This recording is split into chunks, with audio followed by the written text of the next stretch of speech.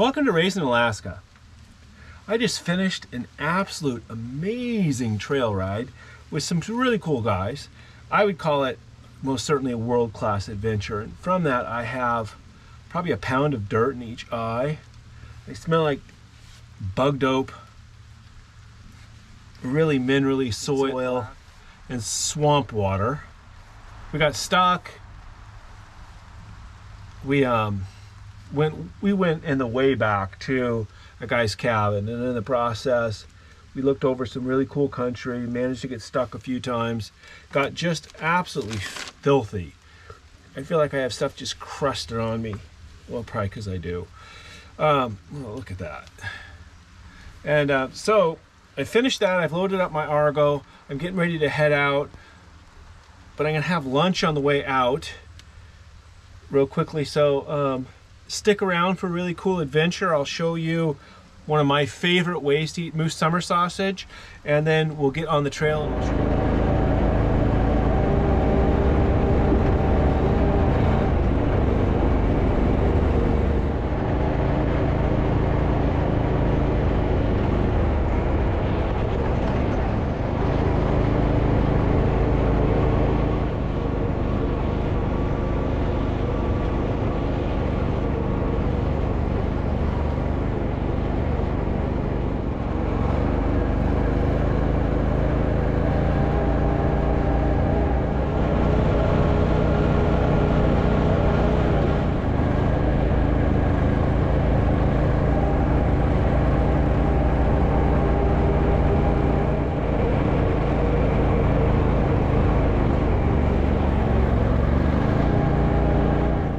Invited myself along for this trip.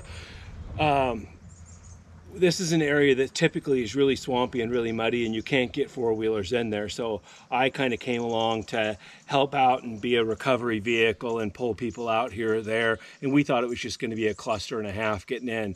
It's been a real dry summer up here, and for the most part we didn't have to pull machines out and stuff, and I kind of sort of think the guys I was with went out of their way to get stuck once in a while just to make me feel good, so I appreciate that.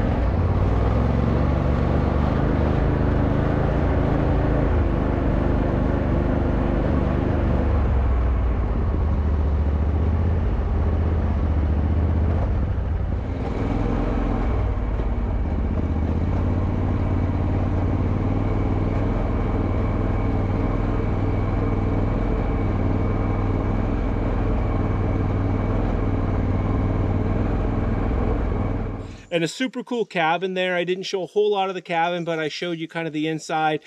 3 months ago, that was a piece of ground that had trees on it. And so they went and they cleared that in the middle of, well, they cleared it in the middle of winter with an excavator. They dug it in, they put the pilings in, and then they started constructing it. They actually built that cabin themselves in the snow and in the middle of winter.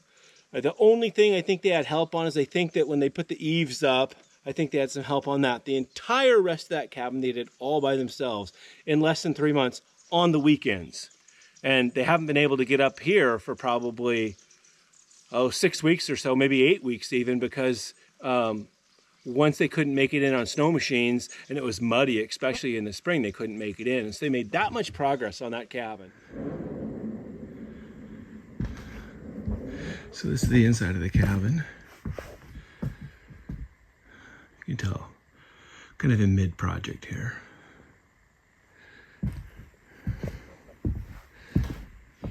I'm looking forward to coming back in a year or something like that, maybe closer than that, and taking a look at more of the finished product. I talked to them a lot about the plans and what they were going to do and how they're going to finish things. That's going to be an absolutely beautiful cabin. What a great location. They mostly set that up not for this time of year, but for winter snow machining. So in the wintertime, they can come up here, snow machine, have a warm place to stay, something that's comfortable, bring their families. It's going to be a really, really awesome cabin.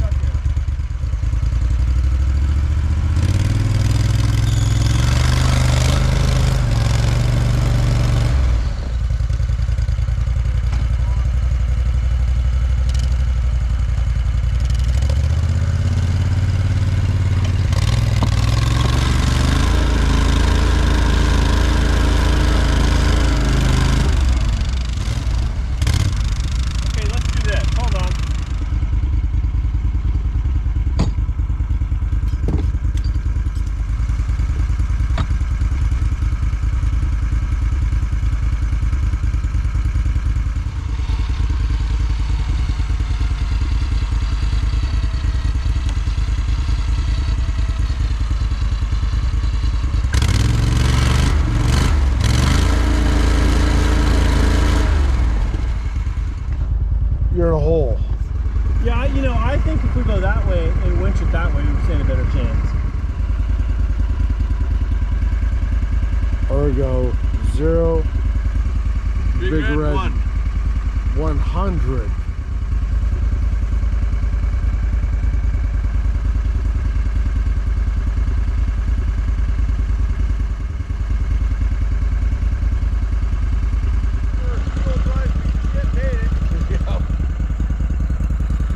Well, we made it out. That was the Bearcat. It's the first time I've ever got my Argo stuck where I couldn't easily get it out of it. We spent 45 minutes getting it out, and I didn't capture the grandiose, we got it out, excitement at the end, just because, you know, when the poop's hitting the fan, there's not a whole lot of time to stop and dilly-dally and set up cameras. Just kind of in a, you go into a fog and you're like, we got to get this done. So I think I got part of it at the beginning of it. Hopefully you have an opportunity to see how janked up it was. We were in a bit of a jam. We tried winching from 3 different angles, and finally, and I think each angle gained us something, but at the end we ended up having to pull far to one side to hopefully get the one end that was jammed down in there so hard to come out. So that was something. That was a major screw up on my part, really. Well, the sun's coming up. Never went all the way down. Well, it never got completely dark last night. Beautiful morning.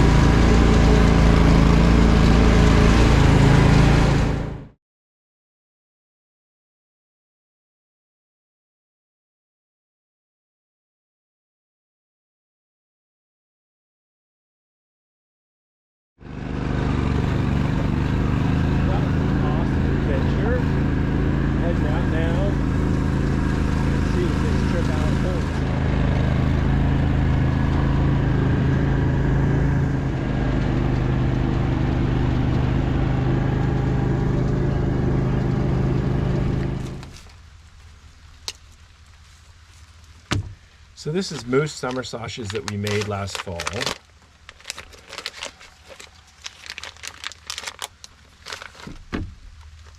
And I would say that it is exceptional. We've had, over the years we've practiced, meaning we've done it several years, and you know, when you have some, you go, okay, that was good, and how can we make it better? And so we figured out ways to make this better. But my favorite possible way to eat it is on a sandwich. And so we're going to do that real quickly here because I haven't eaten yet today and I'm a little bit hungry. I'll say on these adventures I go out and do, I think, some really, really fun trips.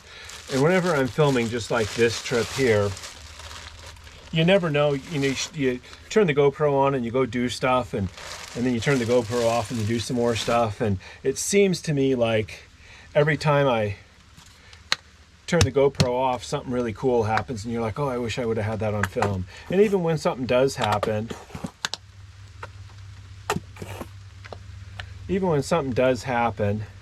and you have it on film, I never know if it turned out like it looks like or not.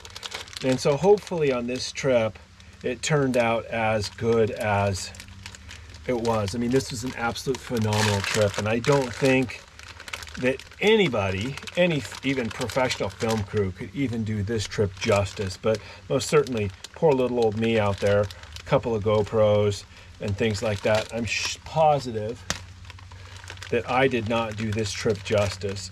But hopefully I captured some good footage that I can share with you, because it was really amazing.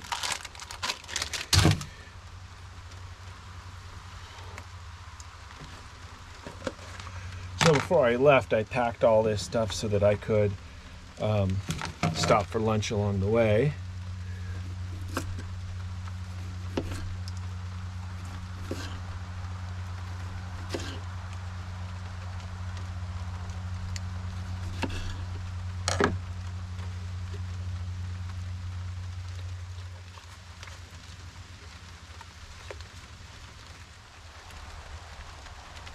There we go. That's going to be awesome. Well, we got out just in time for it to start raining. Couldn't hardly time that better. That was an absolute world-class adventure. But what a phenomenal trip. It was absolutely, I couldn't have asked for more. And so thanks for coming along today, and we'll see you on the trail.